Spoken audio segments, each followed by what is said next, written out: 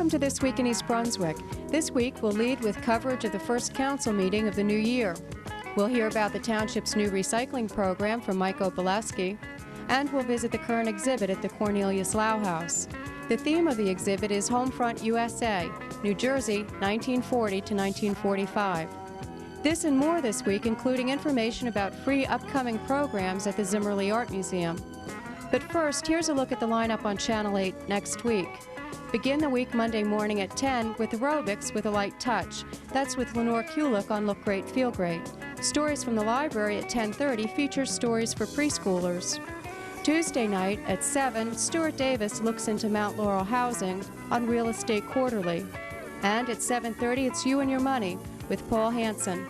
Tune in for information about New Jersey tax-free funds. Adult School is the focus Wednesday night at 7:30 on Spotlight on Education. And at 8 o'clock, 18, Growing Up in East Brunswick, focuses on the High Tops program in Princeton. This Week in East Brunswick returns at 7 and 8 Thursday night, and at 7:30, it's Let's Talk Health, with a look at the latest in laser surgery. Check the Community Bulletin Board for Saturday's schedule and for sports updates. The Township Council started its first session of 1992 with a special action meeting. The purpose of the meeting was to reorganize the council by electing a new president and vice president, as well as making new council committee appointments. Councilman Hudak started by nominating Councilman Sporn for president, and Councilman Clark nominated Councilman Zarnowski for president. I'd like to put into nomination for council president the name of David Zarnowski, the best qualified person for the position, who will lead East Brunswick into a very difficult year which lays ahead of us. It's my pleasure to put the name of David Zarnowski into nomination. With Municipal Clerk Elizabeth Kiss acting as moderator, the Township Council elected David Zarnowski as the new council president by a narrow margin of 3-2. Mr. Clark. David Zarnowski. Mr. Hudak. Irving Sporn. Mr. Rick Bowman. Dave Zarnowski. Mr. Sporn. Irving Sporn. Mr. Zarnowski.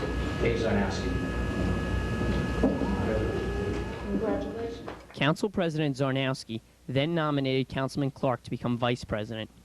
By a 4-1 vote, Councilman Thomas Clark was elected vice president. Prior to closing the special action meeting, President Zarnowski made a brief statement. The expectations of the residents of East Brunswick. We have a large amount of work to do this year. We face a tough budget situation.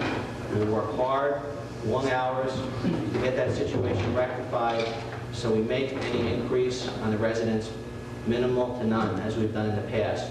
We have our work cut out for us at this point. I think that the council proceeded to open the agenda meeting with a recycling presentation by Director of Public Works, Michael Opaleski. Because we feel that with the commingling and the addition of some new materials to the recycling line, that we're going to be able to achieve this 65% recycling that we're going to be needing by 1995. As you are aware, the county will also be undertaking an additional recycling program, which is going to add more to the recycling program. So right now, we're running somewhat parallel to the county. We have a few more items within our recycling program than the county has, but the ones that they will be adding will be very easy to add into our program. So we're about one step ahead of them.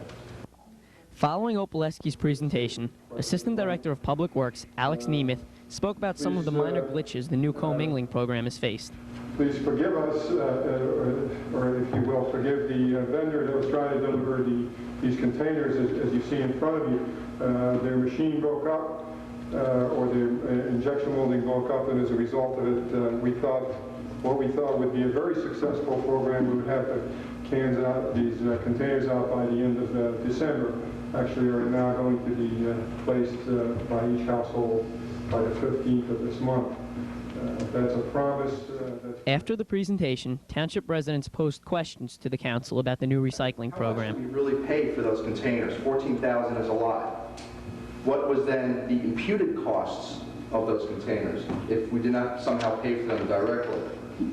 Two, as Mr. Hudak had asked for, and as Mayor Oskowski had said he would be able to provide, not only will you please provide Mr. Hudak and other council members the savings and the costs of this program, but could you do that for the public? Now, I'm not talking about savings as we see them. Residents also expressed concern about how state tax cuts could hurt the township. Regarding probably the most important budget issue that faces us as a town this year, and that's what's taking place in Trenton this week. I happened to be at the meeting in December when the mayor was sworn in, and there was a lot of crowing about the ability of the council to draft a budget last year that didn't raise our taxes in East Brunswick. But there was not one mention in all that crowing about that was largely due to the money that was received as a result of the tax package that was passed 2 years ago by the legislature. Mayor Ira Oskowski responded to these concerns.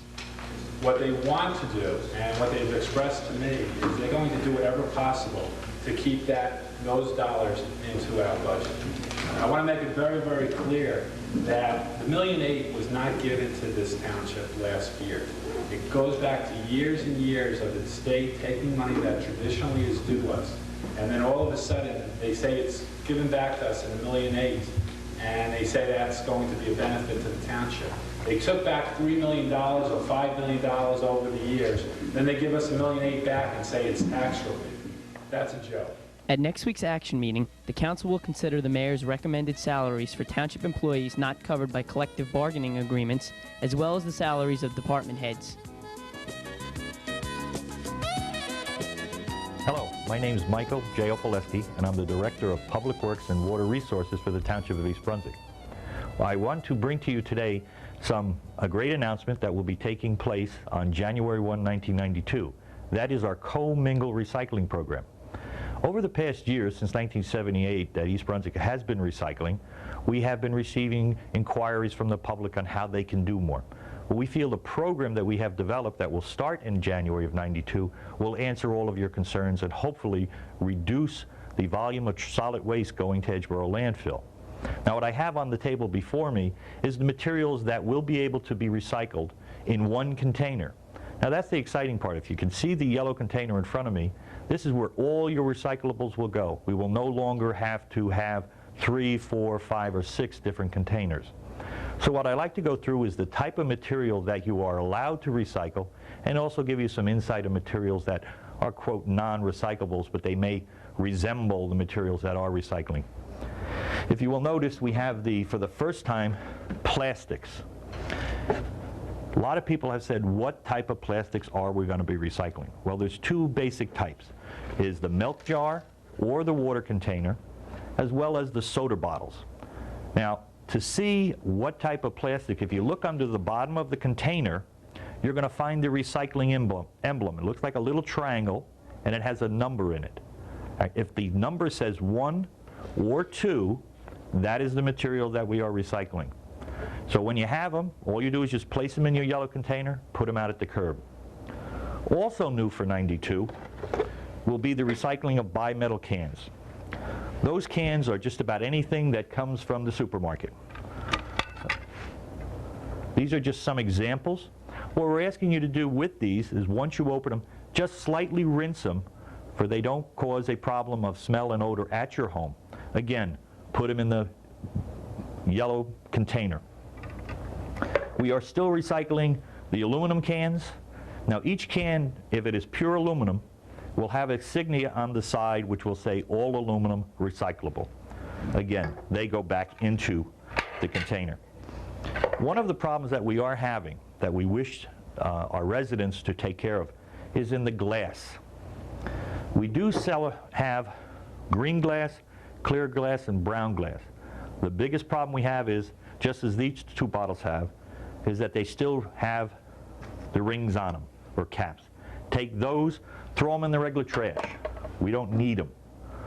They contaminate our loads, and once they're contaminated, we get less at a market value.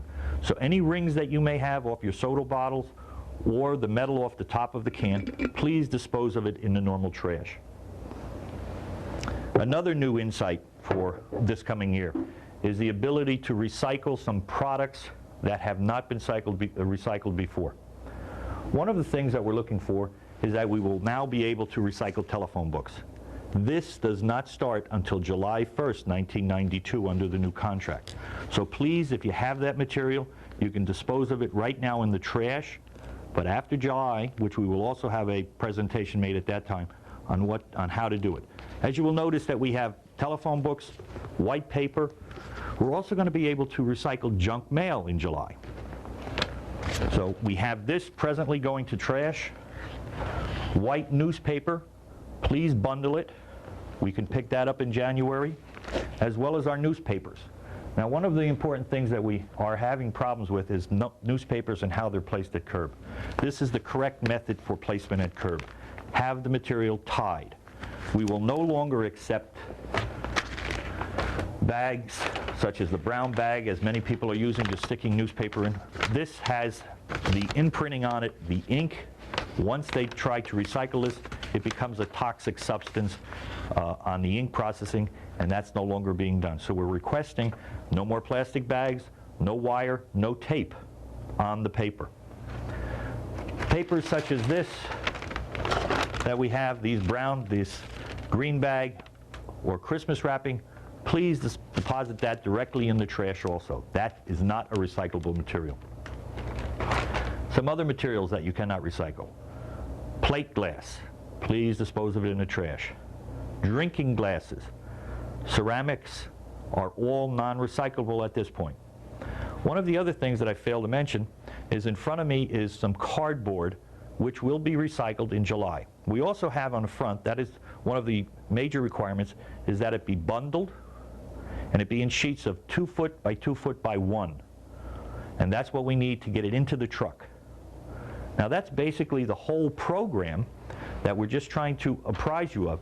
You will also be receiving a flyer, which will be in the mail the week of the 23rd and the week of the 30th, which is going to go over, which we hope you will put on your refrigerator or place next to your trash can so you know what your recycle dates are, because we have not only the information of how the recycling program will work, but on the reverse side, we have the dates and times that the material will be picked up.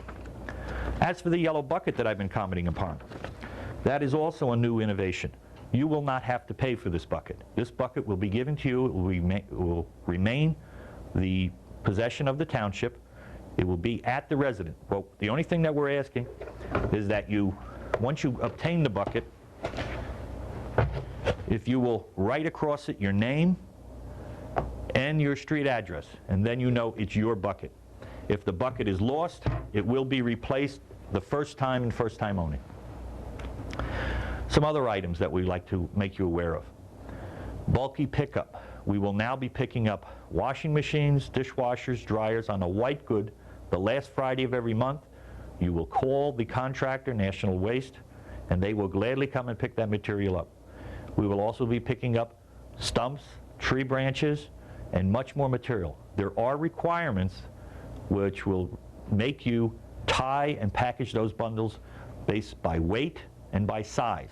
So this information packet that's coming to you is very important. It's going to allow you to recycle a great deal more. At present, East Brunswick is about 34% of recycling. Under a new law signed by Governor Florio, we have to be at 65% in 1995. We know the residents of East Brunswick are recycling people, and we know with your cooperation we can meet the goal. I thank you for the time you have given me. Hi, my name is Kyle Nardelli. I'm the Historic Site Supervisor here at the Cornelius Lau House, the Middlesex County Museum. And we welcome you to our current exhibition, Homefront USA, New Jersey 1940 to 1945. After the Japanese attack on Pearl Harbor on December 7, 1941, our country entered World War II. People in New Jersey were understandably very concerned because we were right along the coast. And just recently, the German U-boat that was found off the Jersey coast, it may be, in fact, one that was sunken by depth charges from a Civil Air Patrol plane from New Jersey. The Civil Air Patrol did begin in New Jersey and became a very important force during the war for coastal protection. Also in New Jersey, civil defense in the form of air raid wardens became very, very important. Aircraft spotters. We were very concerned that enemy aircraft, along with U-boats and other ships, might attack our coast, and this all began shortly after our entry into the war. When the War Production Board banned the manufacture of automobiles in February of 1942, also pleasure driving was banned. Materials were then used in order to make aircraft, and in New Jersey in particular, in both Linden and Trenton, the Wildcat and Avenger airplanes were made to use for fighting in the war. Regarding driving, the speed limit was reduced to 35 miles per hour nationwide. Okay, people were issued stickers, an A, B, or C, depending on how much you drove. If you were given an A sticker, you were only allowed to get 3 gallons of gas per week. And that would be very difficult, I think, for all of us today to go on that. Also, too, the tops of headlights were painted in many cases black in order that we would be dimming out. Again, being along the coast, we didn't want to help silhouette our ships for enemy U-boats. So many changes were made for people living in New Jersey during the war, but these were all very important and very necessary. And the war greatly changed the lives of women in New Jersey. With so many of the men now away serving in the armed forces, women were now employed in the shipyards in Kearney and North Jersey, Camden and South Jersey, propeller factories, also assembly plants in Linden and Trenton, doing work they never had dreamed they'd be doing. Also, a major location was Picatinny Arsenal in Dover, where now women were employed making munitions. This exhibition will continue through July 12th of this year. The museum is open Tuesday through Sunday from 1 to 4 p.m. We can accommodate all kinds of groups, school groups, adult groups, by appointment, and the museum can be reached by phone at area code 908-745-4177 or 4489.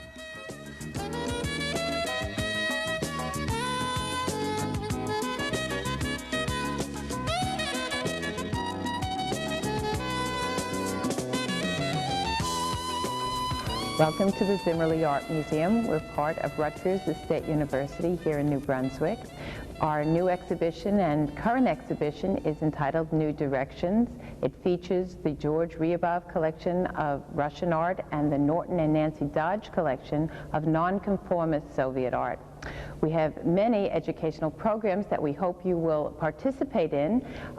Some of them include some of the visiting artists that are in fact part of the collection that you will see when you come to the Zimmerli. The artists that are coming as of January 23rd, as the university gets into swing for the spring semester, begins on Thursday, January 23rd in the late afternoon from 4:30 to 6. Alexander Kosolapov is speaking, and he is a Russian emigre who's been in the United States now for about 15 years. He lives in New York, but his work works with the idea of Sats art, a socialist realism art that has become changed into a pop art of, that interprets American and Soviet life together. I'm sure you'll enjoy hearing him talk about his work. He will have a slide presentation about his work, and you will be able to see one of his paintings on exhibition. On January 29th, on Wednesday evening, a little later in the evening, between 6 and 8, Irina Nakova will speak, a young female artist who is part of the Visiting Artist Series, a part of the Mason Gross School of the Arts programming, part of their graduate school programming, in fact, and part of the public programming here at the Zimmerli. We'll host this artist. She will also have a slide discussion and lecture on her work. She does large figurative work. Her latest work is done in cast paper. She does large installations. Much of her work can be seen at the Phyllis Kine Gallery in Soho in Manhattan. She will speak, and then we will have a reception afterwards, the reception beginning at 8 o'clock on January 29th. These programs, these Visiting Artist Series, are all open to the public and free of charge. On February 6th, we have two very well-known artists, Vitaly Komar and Alexander Melamid, who will come and do a large-scale presentation of their work. In fact, they describe their discussions of their work as performance art itself. And they will be here at the Zimmerli Art Museum. and they will discuss their work that describes their life in the Soviet Union, as well as some of the art that's evolved since they've been here. They are major contributors to the contemporary art scene here in New York. They've lived in New York since 1975, emigrating from Moscow at that time.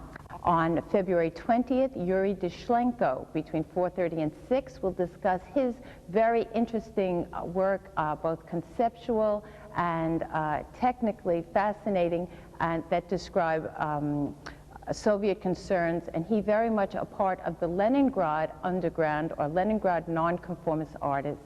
His work is on exhibition here at the Zimmerli in the New Directions exhibition, so you can not only meet the artist but also see his work at the time you come.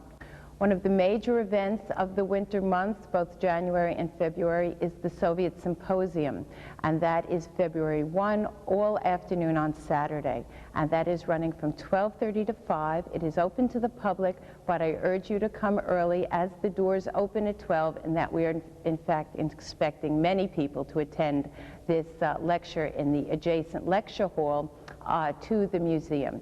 It is again free of charge, but the collectors will be speaking, as well as noted art historians on Soviet art.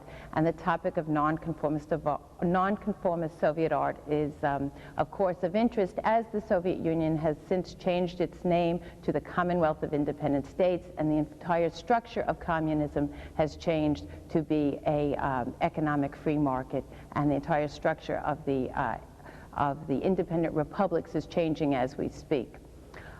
In addition to that, we have ongoing tours that are offered in many languages, but one language that we are expecting many groups to take advantage of is the Russian language tours that we will have during this 2-month period. The New Directions exhibition closes on February 25th, and so we have just another 2 months for people to be able to view these wonderful selections and highlights from these 2 major collections, the George Ryabov collection and the Norton and Nancy Dodge collection of nonconformist Soviet art. African American History Month is celebrated here at the Zimmerli Art Museum with several events. One upcoming is on Martin Luther King's birthday, January 20th, when there is no school in New Jersey and in Pennsylvania. We have on exhibition in the education room over 100 works of children's art. Several students from Memorial School in East Brunswick and many students from the New Brunswick community have their art up. What you see presently in the picture are some of the examples of the children's art. On Martin Luther King's birthday, we have Dr. Harriet Schiffer coming in, an expert on African cloth, who will describe how kente cloth is made and demonstrate and have children participate in making a dinkra cloth. One of the students from the Pennsylvania school system of Cheltenham will come in, and she will demonstrate how to wear and how to assemble kente cloth as traditional clothing for the Ghanese people.